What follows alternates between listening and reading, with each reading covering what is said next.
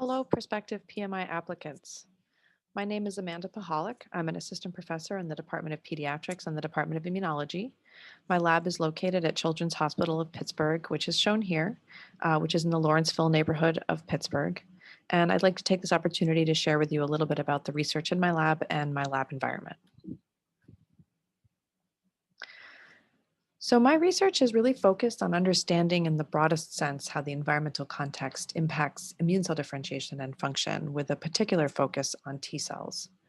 So of course, the tissues are the site where pathogens or environmental antigens are initially encountered, and these antigens are then carried to the secondary lymphoid tissues where the T cells are initially activated. Once activated, T cells, as well as other immune cells, can then travel back to the tissues to mediate their function. Therefore, really, the tissues provide key instructive signals both at the earliest phases of antigen encounter and during the effector phase, which includes inflammation. So, my research is focused on the intersection of these notions that the tissue site plays a key role in the differentiation process. And I'd like to share briefly two stories that illustrate that point from my lab. So for quite some time, my lab has been interested in a transcription factor called Blimp1. This is actually a pleiotropically expressed transcriptional repressor that's expressed in primarily in effector T cells. So the expression of Blimp1 in a subset of effector cells promotes specific functions in those cells, including IL-10 expression, as well as the pro-inflammatory cytokines GNCSF and interferon gamma in the context of Th17 cells. So Blimp1 is not initially expressed in naive T cells, and as they become activated based on the appropriate instructive signals, they can take on the expression of Blimp1 in the right context. And so we're really interested in understanding the cell type specific expression and function of Blimp1 in T cells. So broadly speaking, Blimp1 is known to be important for constraining T cell mediated systemic autoimmunity. And that's based on early work where T cell specific conditional knockouts of Blimp1 were generated, and those mice developed a multi-organ infiltration and autoimmune colitis as shown here. So these data suggested that in the absence of Blimp in the T cell compartment, the effector T cells sort of went nuts. And this was Blimp1 was therefore important for controlling sort of responses to self-antigens or to antigens found in the colon environment. So based on these data, my lab was interested in understanding whether Blimp would also be important in T cells for controlling responses to non-infectious stimuli in the environment, such as allergens. So several people in my group have been working together on these types of questions, including a technician who recently left the lab to go to nursing school, a postdoc who joined the lab 2 years ago, and a Tsinghua student from China. And so they wanted to understand if Blimp might be important in a Th2 model where you have chronic inhaled house dust mite to promote allergic asthma. So using that model and mice that lack Blimp1 specifically in the T cell compartment, they actually found something very surprising, which was that in the absence of Blimp1, Blimp1 in the T cells was required to promote inflammation in the lung in contrast to its role in the colon.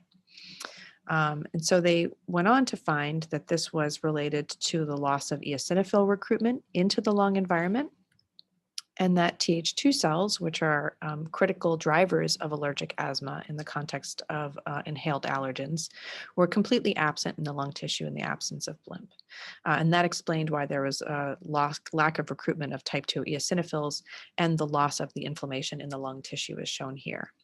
So together, these data suggested that Blimp has a very lung-specific role to promote type 2 immunity and promote responses to inhaled allergens, whereas in the colon, it's important for constraining autoimmunity and responses to self or to antigens found in the gut environment.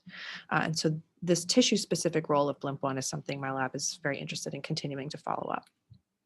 So a second story where we're interested in the tissue environment is actually the tumor tissue. And this is work being done by a PMI student in my lab, Rhodes Ford. And this work is very much a collaborative effort with Greg Delgoff and with a student in his lab, Paolo Vignali. And so the tumor is really a very interesting environment that promotes a progressive state of T cells termed exhaustion.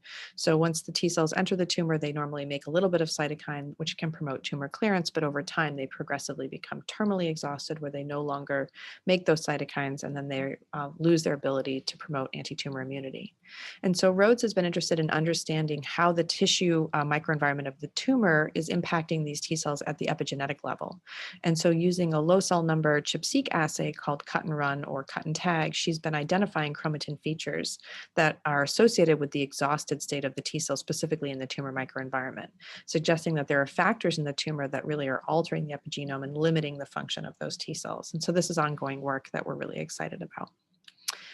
Just a little bit about the lab, my lab's culture and mentoring philosophy. You know, we really believe that this is a team environment. I try to make sure that everyone in the lab is really engaged in the science, not just of their own project, but in the projects of everyone in the group, and that we remember that all of us are working together to understand how the tissue microenvironment controls immunity and keeping that big picture. And so we work together quite often, and it's, I think, a really great group that enjoys working together. And of course, I think this can't be understated these days. My lab strives to be diverse and strives to make sure that everyone feels welcome. So to that end, you know, we try to get together when it's non-COVID times. We have beautiful space over at Children's Hospital, as I mentioned, which has a lovely view of the river. And when we are able to get together, we enjoy sort of going to some of the restaurants in our local neighborhood in Lawrenceville, which has been really wonderful.